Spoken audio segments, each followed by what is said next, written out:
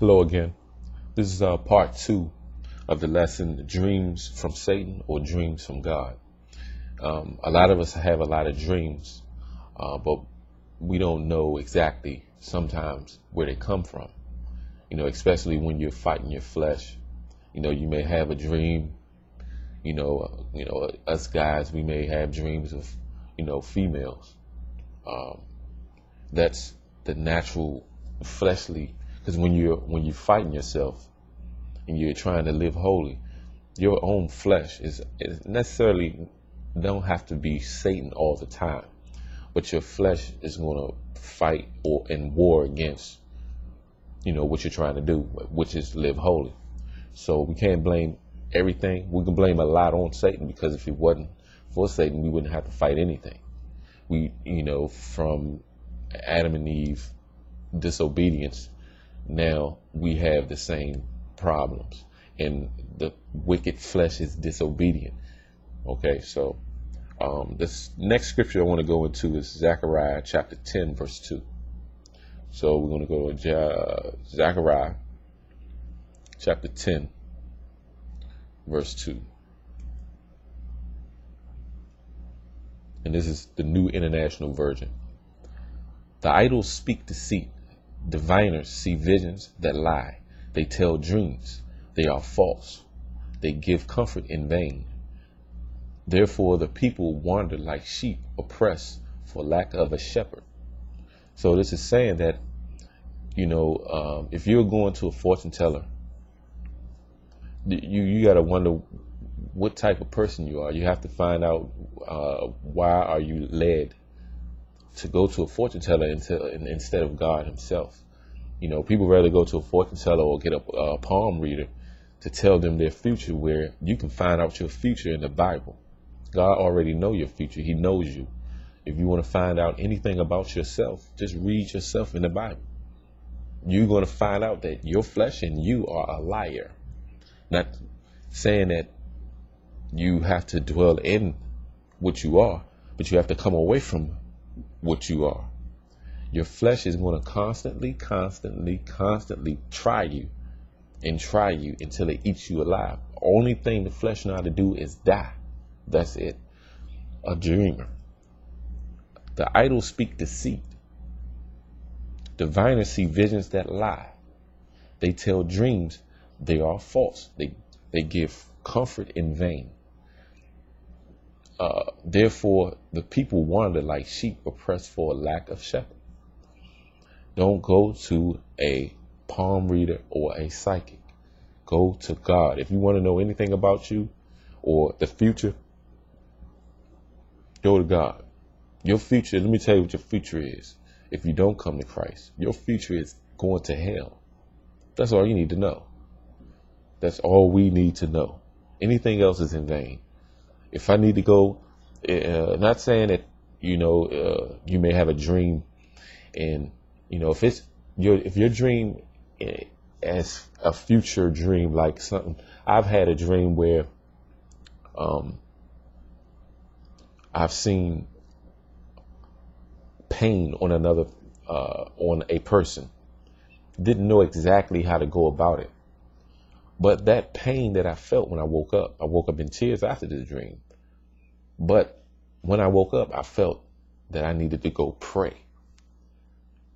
That is when the dreams are coming from Christ. When you wake up and know that this dream is telling you, go pray for this individual, whoever it is that you're praying for. That's how you know exactly that it's from Christ. Now, if you just have a dream that you foretold that I'm going to have a Lamborghini in 2 years, and you have a Lamborghini in 2 years, so what?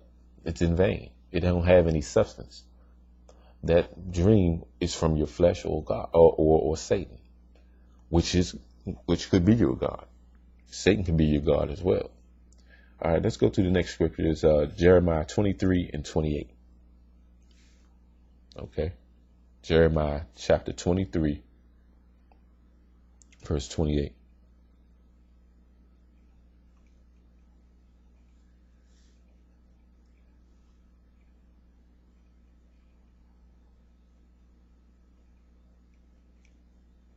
Let me get it.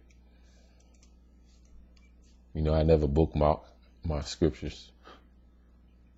Let the prophet who has a dream tell his dream, but let the one who has my word speak it faithfully. For what has straw to do with it grain, declares the Lord. Now, let her dream a dream. That's what he's saying. God is saying, let her dream a dream. It's in vain anyway. Let him keep constantly dwelling in your dreams or wherever. Don't worry about, I had a dream that I seen black clouds that had fish in it or something. That is in vain. Just make sure that your dreams come from Christ or God, because there are dreams that do come from God, and we're going to go into it. All right. Now, these are the dreams I'm about to go into. Comes from God. We're going to start at Numbers chapter 12. Let's go do that. Numbers chapter 12.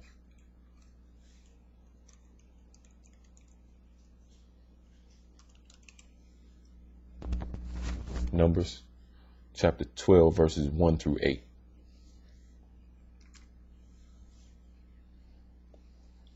Miriam and Aaron began to talk against Moses because of his Cushite wife, for he had married a Cushite. Has the Lord spoken only through Moses? They asked. Hasn't he also spoken through us? And the Lord heard this. Now Moses was very humble, more humble than anyone else on the face of the earth. At once the Lord said to Moses, Aaron and Miriam, come out to the tent of meeting, all three of you. So the three of them came out. Now this is the voice of the God speaking. See, he speaks through you through dreams, and he will actually speak to you. And this is God speaking to Moses. Then the Lord came down in a pillar of a cloud. He stood at the entrance to the tent and summons Aaron and Miriam. When both of them stepped forward, he said, listen to my words. You hear that? Listen to my words. Not a palm reader, but my words. These words are coming from God. You hear that? When a prophet of the Lord is among you, I will reveal myself to him in visions. I speak to him in dreams. You see that? He will speak to you in visions and in dreams. But this is not true of my servant Moses. He is faithful in all my house. With him I speak face to face, clearly, and not in riddles. Riddles, he comes to some people in riddles, and this is the NIV. That's the word that's used, the translation of the word in King James. You ever notice when you're trying to follow Christ, and maybe you get on side with something that don't have anything to do with Christ, but he's still trying to speak to you, but you can't decipher what it's from, or you know it's from him, but you couldn't get the whole thing. He's trying to connect with you, and sometimes it'll come out like a riddle. What I'm gonna do, we're gonna start on part 3, and we're gonna end this one right here.